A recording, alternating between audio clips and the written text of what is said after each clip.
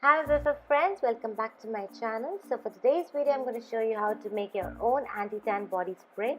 So all you need is an empty bottle, some glycerine, papaya water, 1 cup of rice water and around 2 lemon, and I've taken out juice of that. And what you need to do is put all these ingredients into your spray bottle like this. And this particular anti-tan spray is just so amazing. It's gonna get off all that stubborn tan and the dead skin off from your skin.